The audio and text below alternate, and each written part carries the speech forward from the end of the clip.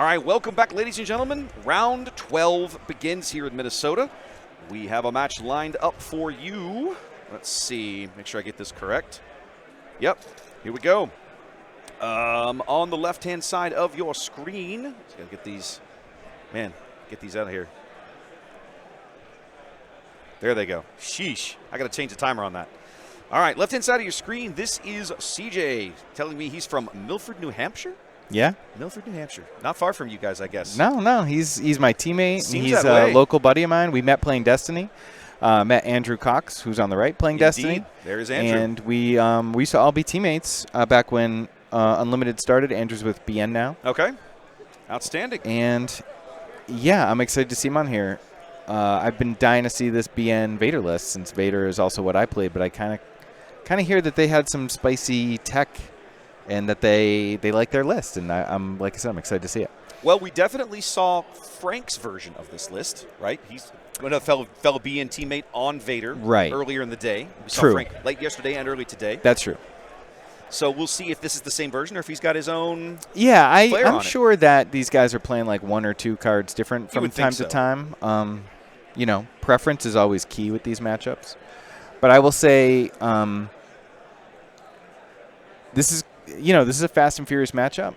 Sabine, I consider Chrono, CJ, one of the best, if not, the best Sabine players. So I think he's definitely in the conversation, and he's had a deep run here, and let's see how it goes. Certainly has proven that he's one of the best in the room at a minimum, right? I mean, 9-2 is nothing to sneeze at. In this field, all these competitors, this many people, this many good players. Yeah, he's doing great. His losses were to Ophir today. Who's having an amazing run. Still undefeated. Still undefeated after 11 rounds of Swiss. And then he lost one yesterday. He said his deck kind of just died on him. It happens. Yeah, I mean, that happens with Sabine. I went and checked. I think maybe it was 2 rounds ago. At one point, I looked, and Ophir had only lost 3 games in the entire weekend. I believe that man is on a hell of a run. Yeah, he's really, really good. He's going to be hard to beat. I mean, I think his top cut seed is basically guaranteed at this point. With 30 match points, he is locked for. He is locked. But because he's the only undefeated, he can't draw this round. He has to play. Okay. But in effect, that's great because that means he's potentially knocking someone else down to help our teammates get in. We will definitely see a wave of IDs, a small wave of IDs at the top next round. I'm sure people will break and get some food and so on. I still only see the melee. If you My don't apologies. Mind I'll fix that. There we go. Yeah. Cool. All right, Sabine unit. Oh, he's got Droid Starfighter in his deck, main deck, 1/2 Sab. Yep. Saw some of that out of Frank's playing yesterday and was quite surprised. Yeah, pretty spicy. I found that what a lot of the Vader Yellow players did to counteract the mirror was not play 1 HP guys. The issue with the two HP guys is they still die to the 1 HP guys, but they don't die to the TIE Fighter tokens. Right. And then, of course, Sabine unit, one of the best 2-drops, if not the best 2-drop in the game. Yeah, Secret Tech. It's a 1/2. Yeah, Secret Tech. When I saw that card come out yesterday, I was shocked. I was like, wow, I thought I was the only person who'd ever actually put that card on a table. So, obviously, this is a very risky play for Chrono because Reflex could have Sanctioner Shuttle. He could have Geonosis Patrol Fighter. Could have a simple waylay. Or a waylay. Or even a No Good To Me Dead at this point in the game might slow down Chrono enough. Doesn't look like he had it. It looks like he doesn't have it. And so this is where that leveled play comes in that we talked about earlier in one of the earlier rounds. If there's a world where, I'm not sure what Andrew had in his opening hand, but if he was thinking, well, there's no way Chrono would ever wing leader something against me. He knows I have Sanctioner Shuttle. He knows I have Bounce. He could resource it. And then Chrono just does the thing that your opponent doesn't think you'll do. Chrono went for a high-risk, high-reward play. I have not set up leaders. I am behind the 8 ball. Keep talking. Sorry. That's my fix. He made a high-risk, high-reward play, and it paid off. And now, Reflex is playing the Eager Escort Fighter into no space, which is fine. It's still... Or it killed the...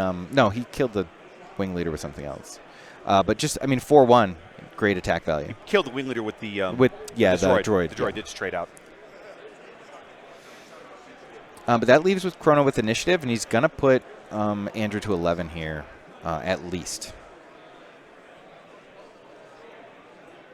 The one thing that Chrono just has to get his value out of that Sabine because it still is open to things like Sanction or Shuttle and Bounce. But it's a lot less valuable for Andrew to take it out after it's attacked.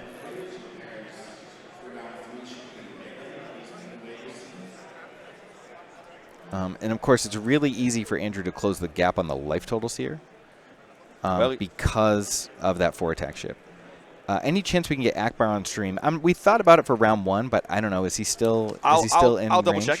I'll do producer type things in the background here. I clicked the wrong thing again. My apologies. Have a peek while I keep doing this while I look. Yeah, it looks like it's Andrew's action. Oh, is that me? Thanks. I got my coffee delivered. Must be nice to have friends with you in an event like this. So they're kind of both in the delay game. We'll see if yep. All right, so the no good to me dead comes out on the Dark Saber. So Reflex went for another high value play here. And that took a lot of damage off the board and is going to take the damage off the board next turn.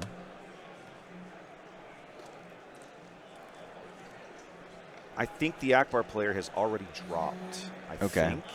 His round 11 match says it wasn't reported. Okay. Not sure there. So one thing that Vader does a great job of in this matchup is not giving the ground anything to ambush into. There's no Wrecker 5 overflow that's coming in. Nope. Then if you just ignore the ground, Sabine has nothing to overwhelm. Right. So what is Chrono going to bring in? So he's at 12. So he's just tapping out. So this is dangerous because now, all right. So no Victor leader from Reflex, but he's still got 7 more damage coming in. It's an OB. Barrages. So it's 6, 7, 8, 9. Let's see. I'm just trying to see 5, 6. I'm just going to wait for him to update his dice, and then I'll update the overlay. 9. So he's got 17 on. So he's got 8 HP left. If Chrono, so this should come up 3 points short for Reflex, and if Chrono has Rebel Assault, I think he wins. Where was the Poe? Poe got murdered? Poe got murdered by the overwhelming barrage. Ah, okay. That's where the OP damage went. Got it. Yep, there it is. 14 damage. So he deals 4, 5, 6, 7. 8. Yeah, it should be 14. I did it while we were doing the OB math. There you go. 1 Rebel Assault, 2 Sabines, and a Dark Saber is lethal damage here just that quickly. I don't know. I think he's just double-checking the math. But, yeah.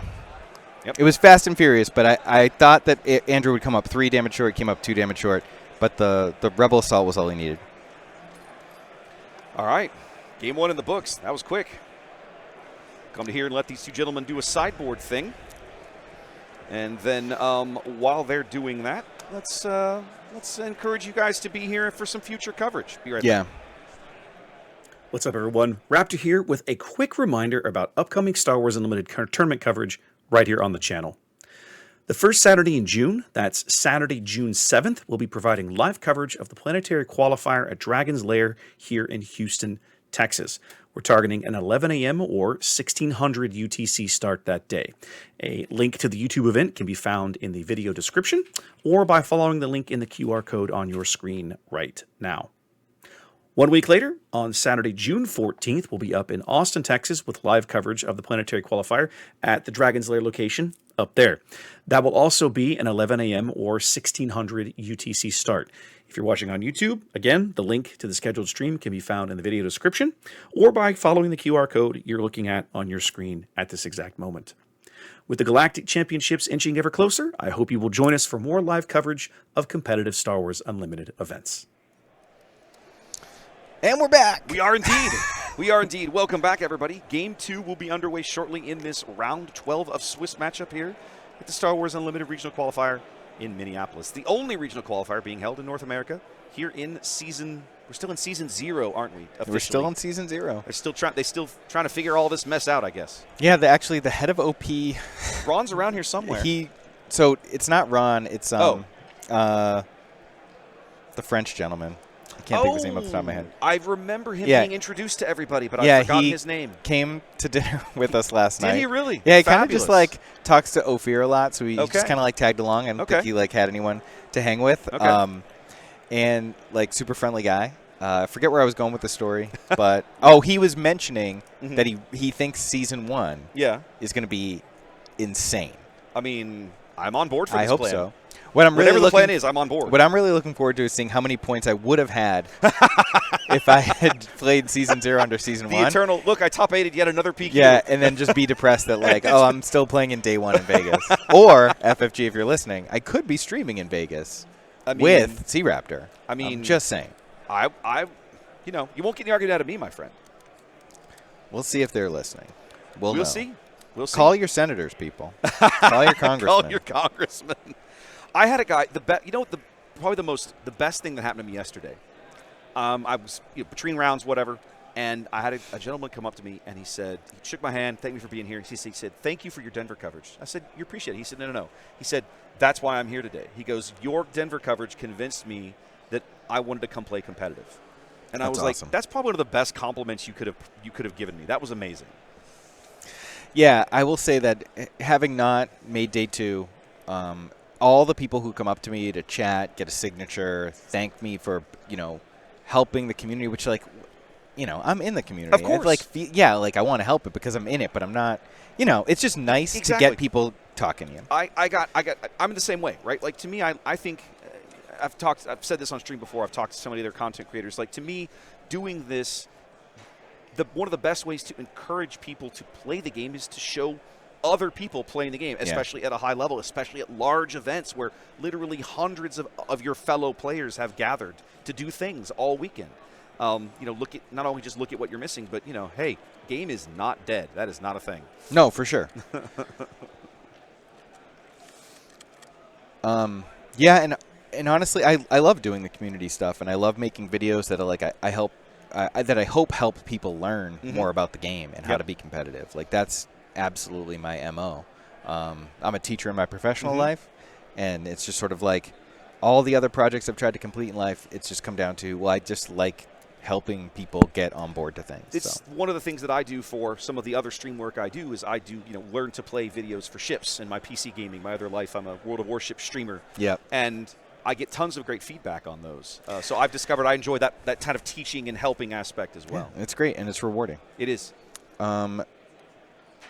Yeah, Javier, go to the KTOD Discord, click on Chrono's curated list, and he has it posted. All the KTOD guys post their lists in the KTOD Discord so you can see them. So we see opening in space. We see a Phoenix Squadron A-Wing and a TIE LN coming out. Now, Andrew's got priority here with initiative. Will he trade into the Phoenix, or will he go base?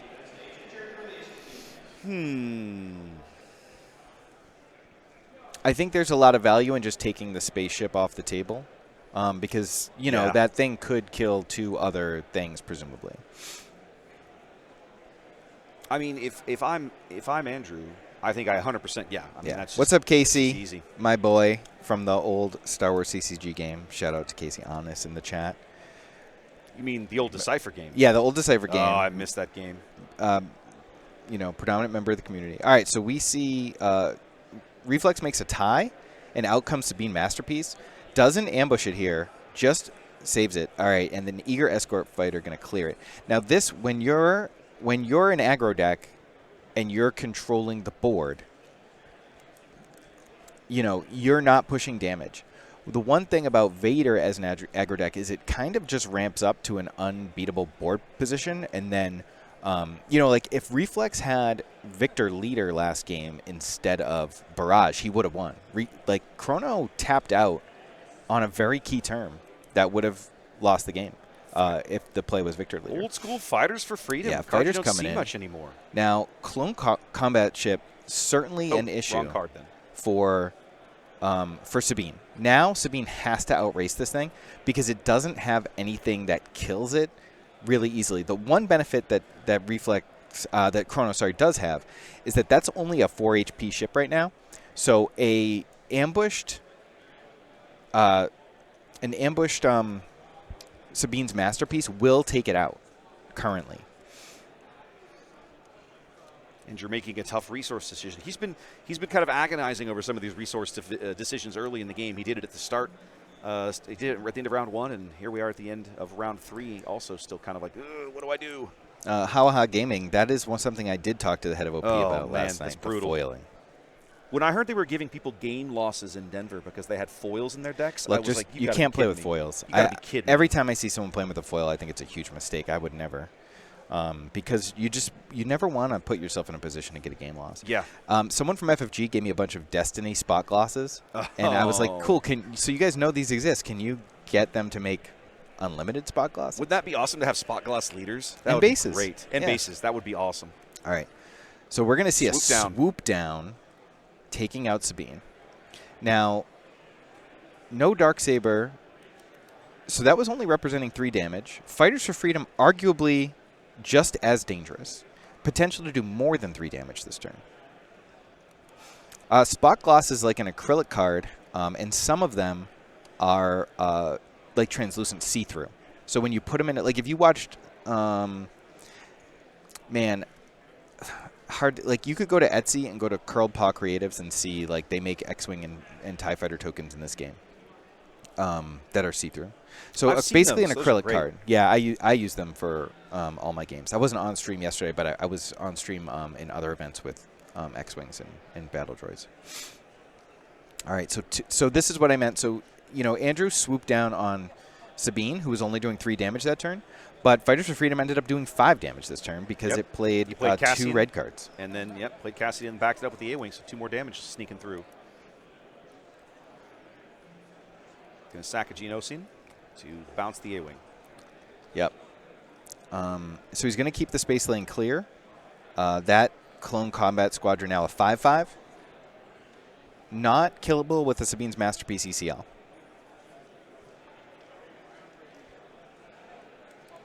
A much better game so far for Andrew, partly because we're about to reach the 6th resource turn, which we didn't get to last time. Right. Yeah, this is much less of a race. Chrono drew ships this game, so some trading happened. But without a green unit, his Sabine's Masterpiece can only do 4 damage with an ECL. One thing Chrono could think about doing is like a blue leader to like pick something off and then go ground. All right, so he's going to kill 2 things. Now that Clone Squadron's only a 3/3, which is pretty nice. But Reflex could flip Vader onto it. And then it'll be a 10/10. Then it'll be, unfortunately, huge. With still 6 resources up. That's terrifying. This ship with Vader flip is insane. Is truly insane. Yes. And one of the things that I did with my list, I'm not sure that the BN guys are doing this, but I have resupply in my deck. So people would claim in an attempt to deal with that ship next turn, and I would resupply, put Vader on it, and swing for 15 or something. You don't generally see resupply in these kind of Vader yellow decks because they play more lower to the ground, more cheap units to kind of go wide. Right. Yeah, I'm not playing resupply to like get to my bombs. It's more to sneak a Vader flip a turn early and do so much damage that it's impossible. All right, so Chrono has the confiscate. Sit on the confiscate. But he does. So that's the other thing I love about the Vader flip onto the Clone Combat Squadron, because you still get the ties, you're not swinging with a 10/10, but you're still got a 5/5. You're still getting a big OB. And then that's going to kill one thing, doing 7 damage. Yep, it's a 7/7 Clone Combat. And he decides to go with the Fighters for Freedom. Yep. 3 to base. And then the Combat Squad swings in for 7. Yep, and because Chrono used the ambush at the beginning of the turn, Andrew isn't able to make another TIE Fighter. So it's not fully powering up that Clone Combat Squadron as much as it possibly could have been.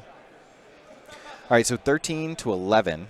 Obviously, Andrew has got 5 extra life for having a 30-point base. This is where Chrono's probably going to have to tank on the pings. I would imagine that he doesn't want to ping too much. But, we're going to 7 resources. What could he have? I think he's tanking on the ping. right now.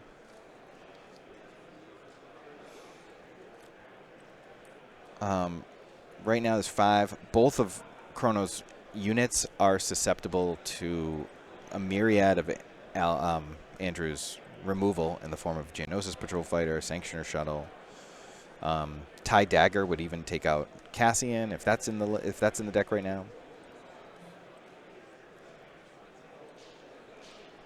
So Chrono doesn't go to 7, which means he's not going to go resupply Fasibi for a cause I believe in, that would be something a reason why he would go to 7, in my opinion, would be that. So neither player resourcing this round. Yeah, Vader rarely wants to go above 6. The Vader decks I've seen over the weekend pretty much stop at 6. Yeah, They if really you go have beyond something that turn, that like 2 things that add up to 7, you would do it. But Right. otherwise, you can pretty much stay at 6 until... Right. There's only a few matchups where you really want to get to 8 so you can barrage and then follow up with a Victor leader. All right, so we're seeing a Victor 2, which is great because it makes an additional tie right away. So we do have that Rebel Assault. So we're going to see 8 come in. That puts Reflex at 21.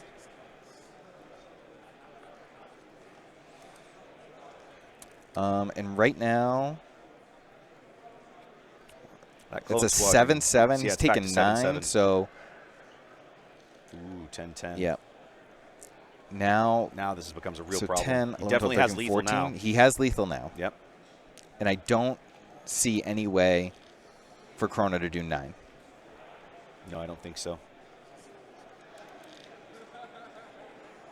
He can get one more out of the ping. It's a question of what's he going to do with this. He's got 6 unspent. His ECL's burned. Not sure what he would have in the row. You might be looking at another timely, but a timely Sabine to clear the Victor leader would buy him a little bit of time, perhaps. It'd save him 3 damage.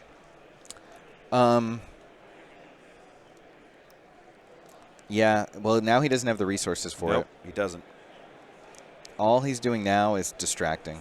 So this is 10 or 9. 3, 7, 8, 9. 9. That is a massive clone combat squad. Oh, so I guess he's 1 short of lethal in the current form. You're right. He is 1 short.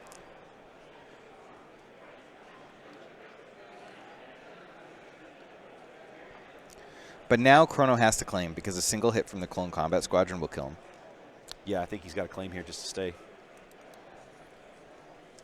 I hope he draws into Rebel Assault or something. Looks like he already has claimed.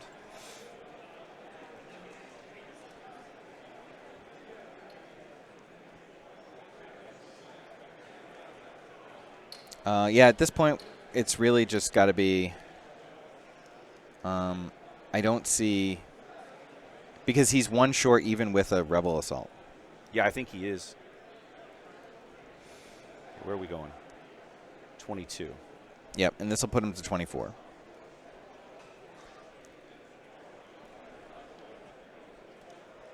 He's going to take out the A-Wing. Okay.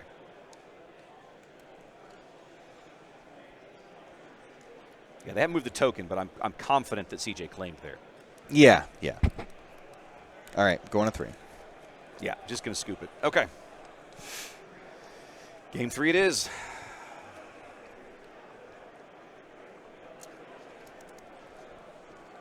Yeah, and one major thing about Game 3 is that Sabine will have initiative. Yes. Which will be the first time in the match that's happened. Did he start? He started both games off the button? Yeah, Andrew won the roll. Okay. CJ broke serve, yeah. and then Okay. Andrew just won with the token now. All right then.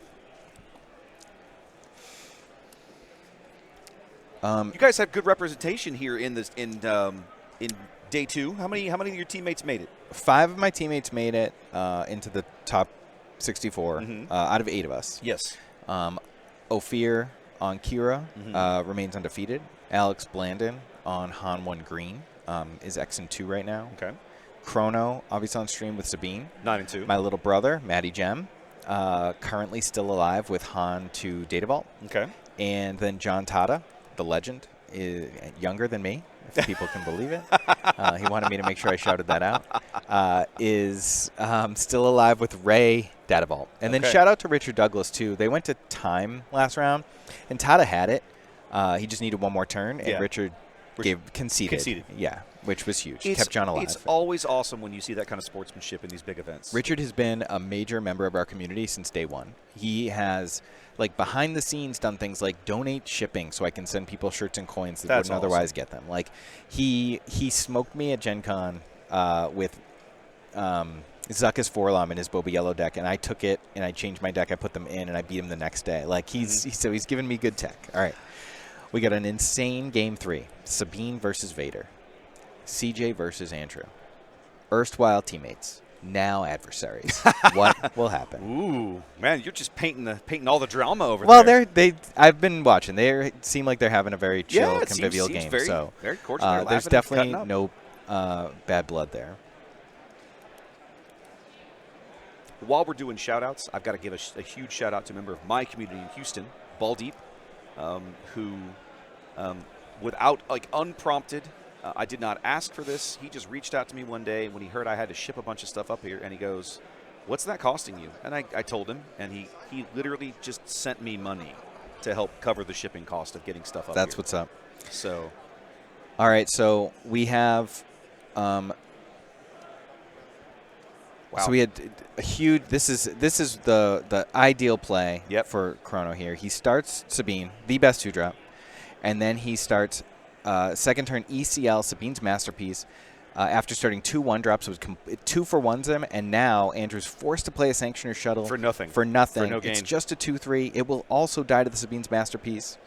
One thing that I wanted to shout out was that Chrono opted not to ping, even though he's on the play. Yeah. Which I thought he might. Now, right, he decided to keep initiative. He doesn't know if Reflex is going to play a second chip or not. He did. And now the pings come on. That was really well managed. Yep, but I imagine Andrew is going to open by killing that Sabine's Masterpiece. He simply cannot let it live. He can't let it live. Yeah. And then I'm going to check the round 12 results while we're here. Looks like Yoda Killer beat Cole Lapine. Yep, there's the trade, as expected. Sabine smashes face. Oh, sorry, not Yoda Killer. Carlos. The different Carlos. CJ off the button here, waiting for Andrew to make a play.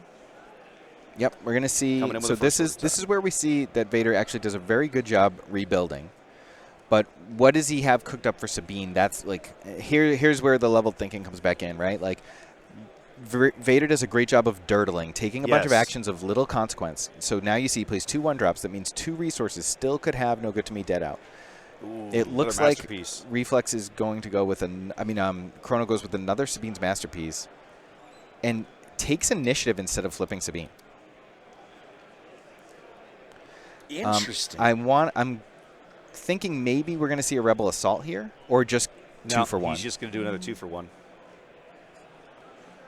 So he's going to knock out the Mining Guild tie with an attack and then ping the other one off the board. He's now playing the control game. He gave up 3 damage to set this up, not letting Vader get the engine online. Without help, that TIE fighter is not going to kill the Sabine Masterpiece. Of course, there are plenty of ways to get that thing off the board. With 5 resources, Reflex could place just simply 1 other ship and another Sanctioner Shuttle, which I see in his hand. He could. There's still a Geonosis Patrol fighter that could come out and take this board clear. But what does he have is the big question. I see a Sanctioner Shuttle and I see an OB, and I don't know if he has another play. This is what I love about the work that the community does into some of these matchups, right, is that, ordinarily, one of the reasons you play Sabine, wow, that might be the worst OB in history. No, there's been plenty of OBs off of Pershing that are way more anemic. That's depressing. That was huge. That's a lot of damage that would have otherwise hit. Like, Reflex isn't going to the ground. He doesn't have another way to take that out. But now he actually clears the board completely off that barrage. So I think that barrage was great. He only had 2 options, so like he took the one he had. I get the play. It just always feels terrible to play an OB off of one unit. When you clear your Sabine opponent's board, you got to be feeling pretty good. But does he have another 3-drop? Oh, and he has the Sundari Peacekeeper. That's going to be huge. Obviously, being able to push 3 damage, while healing 2 is absolutely massive in this matchup. Vader's already at 12 damage, and God forbid CJ has a Darksaber, it's going to start tokening I was going to up say, the Sundari Peacekeeper. if he's sitting on a Darksaber over there, this is going to get away from Andrew in a hurry. And now the Darksaber actually becomes more of a liability for Reflex because he doesn't have any unit, so he doesn't have any actions to take. Yeah. This is exactly... Chrono can slow roll a Battlefield Marine attack. Yeah. A 2-drop. He can even just attack with the Sundari Peacekeeper first. And then buff it later. Yeah, no exactly. big deal. So he can take infinite actions, and this is where you want to be. We talked before we started recording. I said the board is everything in this game, Yep. and this is the perfect example. Yeah. Taking Vader into his flip turn with literally an empty board is that is masterful board control by CJ.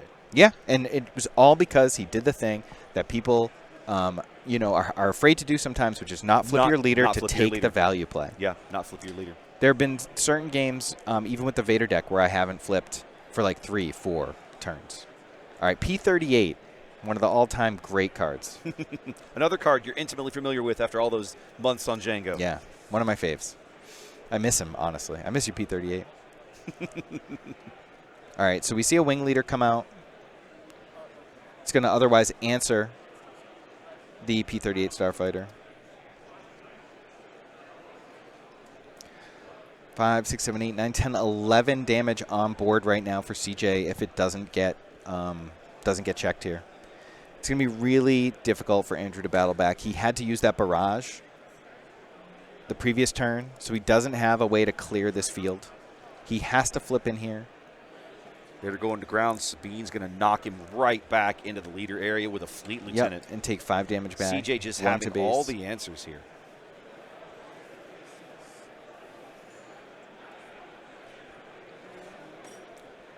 Andrew's body language kind of says a lot here. He's down to just a Sanctioner shuttle in hand. He cannot capture anything because he doesn't have any ships. He doesn't have enough units. He's going to take initiative. Yep.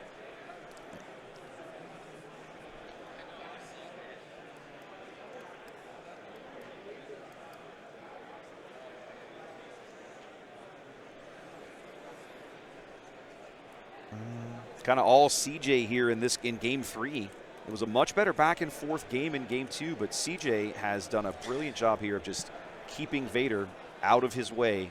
Yep. And clearing out his units. And I do think that being the player that goes first was really monumental in game 3. Yep. That let CJ dictate the tempo of the game. That's why he was able to get that blowout Sabine's Masterpiece with ECL, and then the second Sabine's Masterpiece was just backbreaking. One, Vader can deal with. A lot of times with these board clearing plays, Vader can deal with one, but 2 becomes difficult. We were talking about this a little yesterday with some of the European comrades. Shout out to Victor and Mark, who worked yesterday commentating with me. That it feels like sometimes people undervalue initiative in this game, right? It is possible, I suppose, to overvalue it as well. But I think there are absolutely times that being on the button, taking that first action is 100% more valuable than 1 or 2 extra damage, depending on where you are. It's one of the most important things in the game is understanding when to take initiative. Yep. And that wasn't there was no misplay on the other side. It was just Chrono decided I need the initiative here. I can't flip my leader. I need to take the board out. I need to stabilize this board in space. Yep. Because if I don't, it's going to get away from me. Now's the time. So great P38 attack here. He's going to clear 2 units with it. No, he's one that's short. Yeah, that Sabine's got two experience tokens. She's going to swing in for 5. 6 HP remaining. CJ with the lethal on the board. Yeah, he's conceding. Andrew's like, this is over. Andrew was probably hoping his deck might feed him something there, but I don't know what he could have drawn into that would have gotten him out of that situation. Yeah, it was just a tough. It was a tough draw to face with 2 Sabine's Masterpieces, but congratulations to CJ. Yeah, well played to both players. That was great. Insane run by Reflex and the BN team on that Vader deck. Actually, let me check the stats and see if Frank is still alive and Yoda Killer might still be alive.